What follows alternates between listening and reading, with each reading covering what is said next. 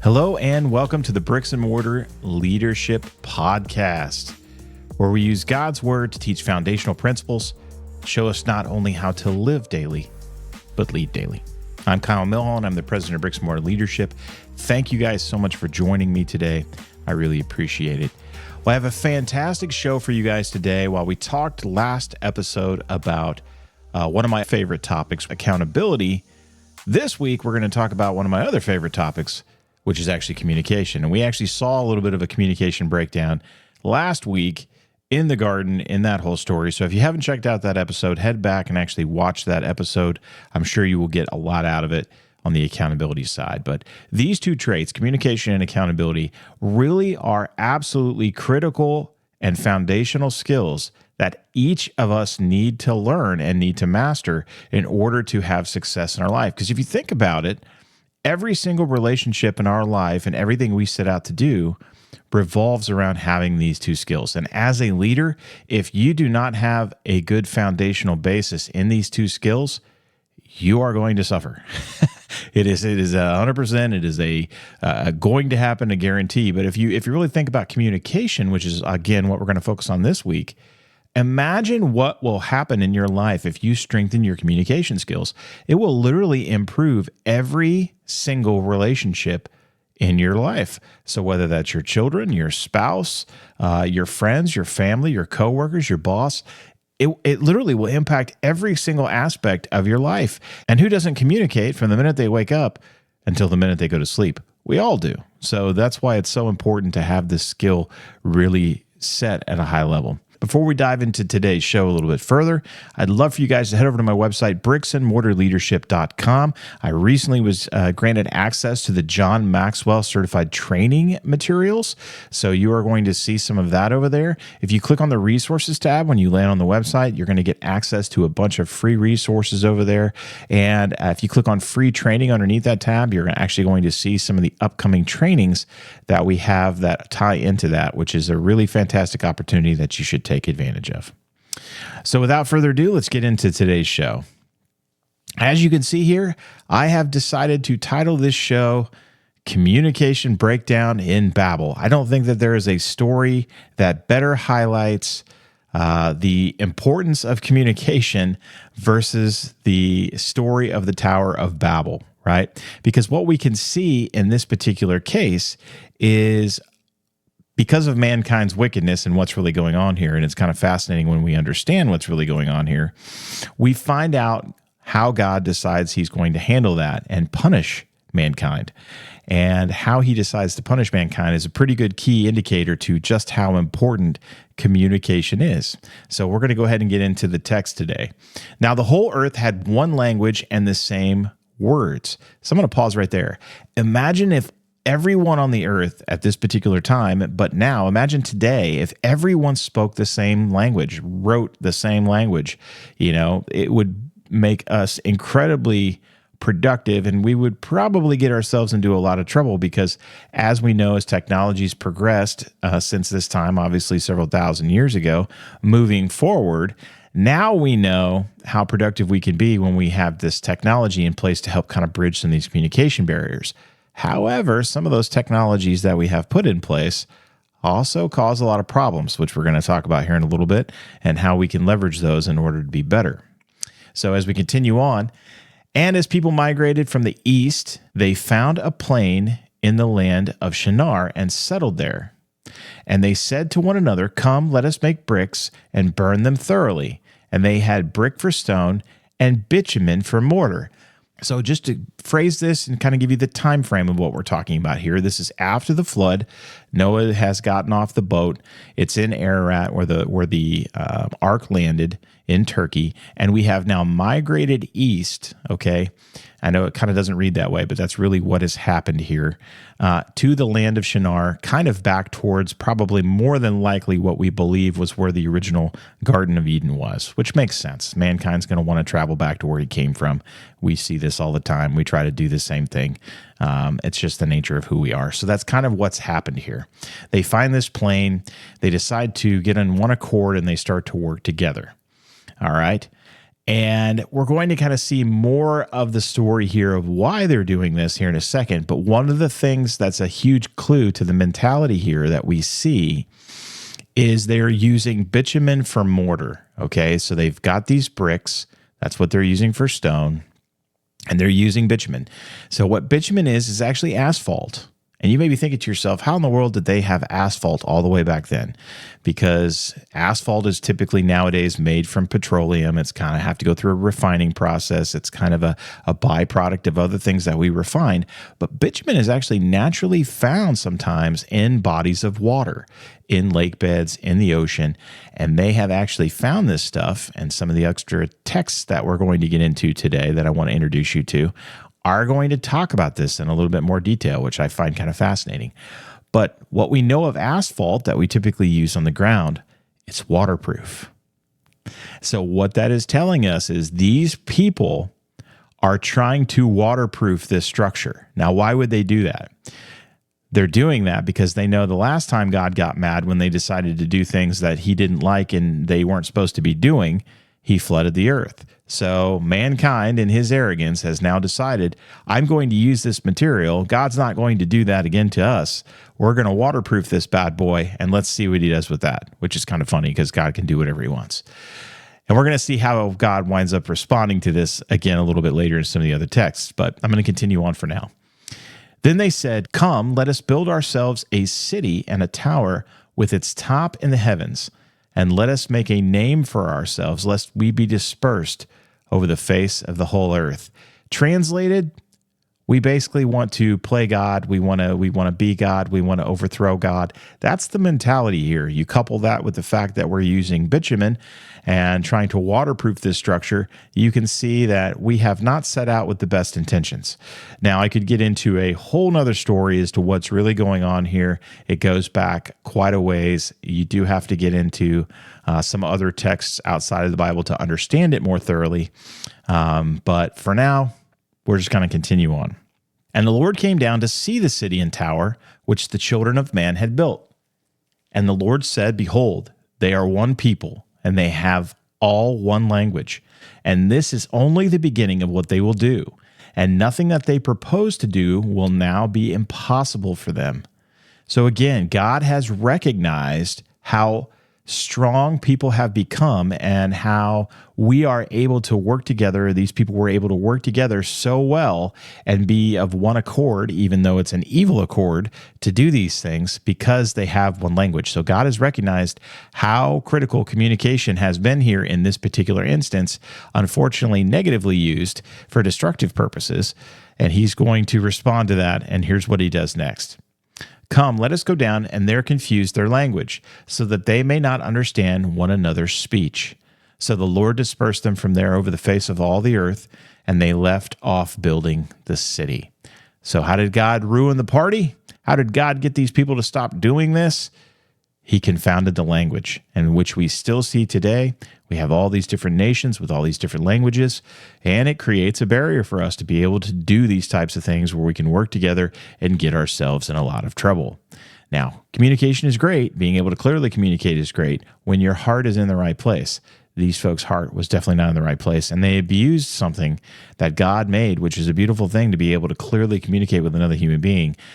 God used the heart of communication to wreck the party, stop this in its tracks, and basically throw the brakes on this. Therefore, its name was called Babel, because there the Lord confused the language of all the earth, and from there the Lord dispersed them all over the face of the earth. So the thing that they didn't want to happen, God did. I am dispersing you throughout the earth, but not only am I doing that, I'm going to confound your language. So you're going to have to learn how to recommunicate with each other, and you're going to do it in different places. So you're going to do it over here, and you're going to do it over here, and you're going to do it over here, and none of you are going to be able to understand each other.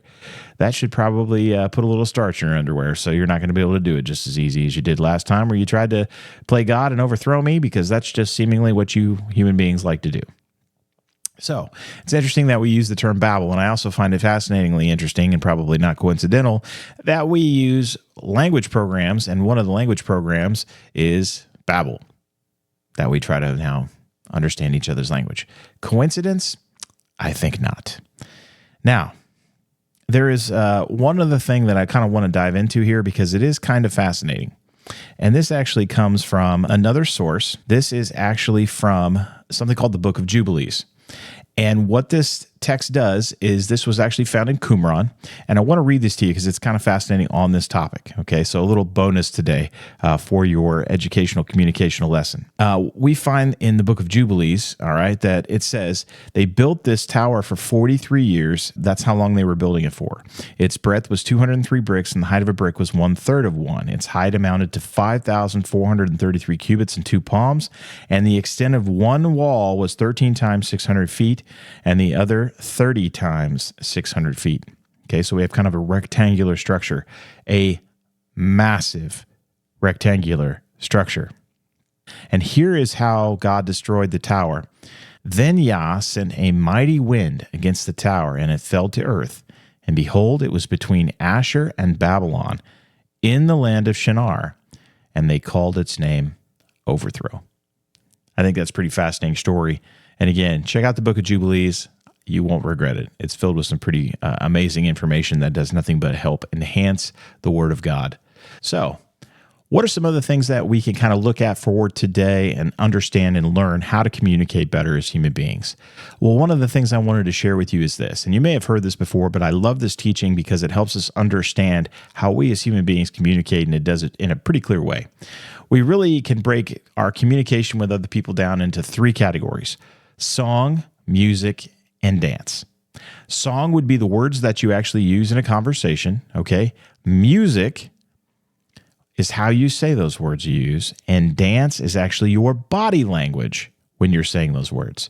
So for instance, if I just write words to you, that is only going to count for 10% of communication. However, when you hear the words that I'm saying, the inflection of my voice, now I'm communicating with you at a much higher level, all right? The words that I use actually count for 40%.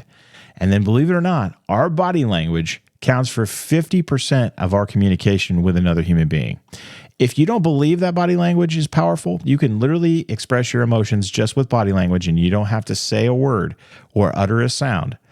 There's no more powerful way to figure this out than drive on the highway for any length of time. Eventually, you will probably be given the single finger salute.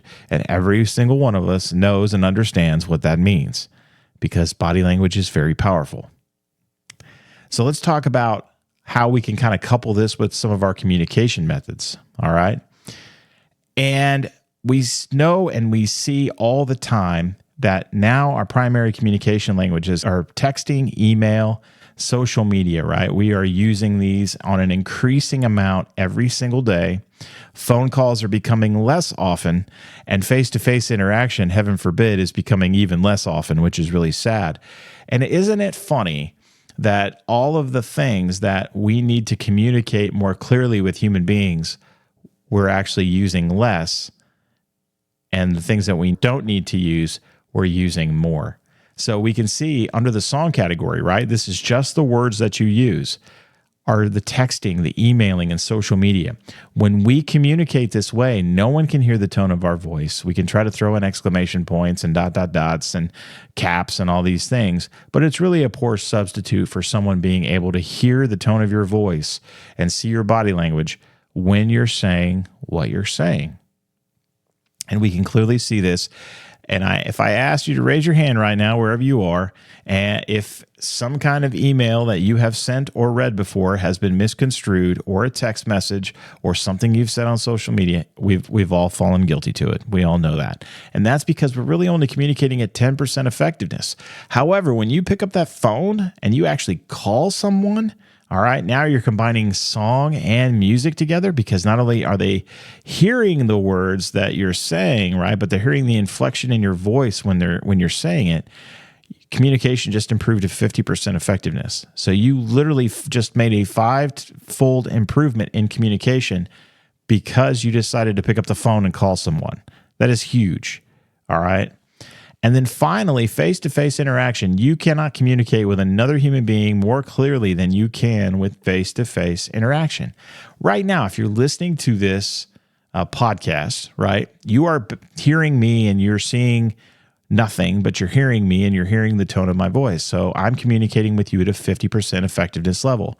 If you're watching this podcast, which I would encourage you to do, I'm communicating with you as best I can, right at 100%. You're hearing the inflection of my voice, you're seeing my body language, and you know the words that I'm using. So it's a poor substitute because there's a camera between us, but it's still at least 50% or better, probably closer to 100, right? Face-to-face interaction is so critically important because we have things that we need to convey, and we need to convey at a much clearer level than we can when we're emailing someone or we're sending them a text message or we're trying to communicate on social media. Face-to-face interaction and phone calls need to be more of the primary method on how you communicate with others versus the emailing, the texting, and the social media. I know a lot of times we like to avoid uncomfortable discussions and we hide behind that keyboard, but we cannot do that if we want to be good communicators. Try just emailing your spouse and never seeing them face to face. Right, we know how this is going to go. It's not going to happen, okay? So think about that the next time you start to communicate. Improve your communication by lessening the amount of emails, texting, and social media that you're using, and pick up that phone or actually go see someone face-to-face. Now, I understand there are times from a convenience perspective that you can't always do these things, but it is a good thing to keep in your toolbox of thought so that you know how to better communicate. All right. So let's bring it home for the day. What's the 3 takeaways for today? Number 1, communication is the key first step to succeeding in nearly anything we do. Most things that we set out to do are going to involve some form of communication along the way with someone, and it is critical that we know how to communicate effectively if we're going to succeed in life. Communication and accountability, remember, those are your 2. If you as a human being, as a leader, or whoever you are, can improve your communication and accountability skills, you're going to do very well in life. Number 2, be aware of how you communicate. Remember, song, music, and dance. Song, music, and dance. Again, we talked about this. Song, just the words you use. Music, how you say those words. And dance, your body language when you're saying them. And then finally, use the right form of communication for the situation. Face-to-face is the best. So we talked about this, not to beat a dead horse, but I think it's worth saying many, many times over because of how we are communicating, and we're increasing every day. The poorest forms of communication get used more, and the better forms of communication are being used less. Flip the script, help yourself out, and be a better communicator, okay? I promise it will work well for you. Well, my friends, thank you guys so much. I really appreciate you listening to this podcast. If you would, please give me a like, follow, a share on whatever platform you're listening to this on or you're watching this on. I would really appreciate that. Also, don't forget to head over to my website, bricksandmortarleadership.com, and just click the red button to book your free consultation with me. We'll set aside 30 minutes to be able to talk together, and we can discuss your unique challenges with your team and figure out a plan to solve them. I actually have some upcoming masterminds too on the topic of communication. Again, I've been given access to the John Maxwell training platform, which is really filled with phenomenal content. But one of the things that I'm going to focus on that comes from there is a session based around John's best-selling book, Everyone Communicates, Few Connect. So if you guys want to learn more and you want to sign up for a fantastic 10-week mastermind course and improve your communication skills, I cannot recommend that highly enough. If you want to learn a little bit more about this particular topic, head on over, click that resources tab, click on free training, and I do have some free 1-hour trainings coming up on that same material from John. Everyone Communicates, Few Connect. So again, thank you guys very much for joining me today. God bless.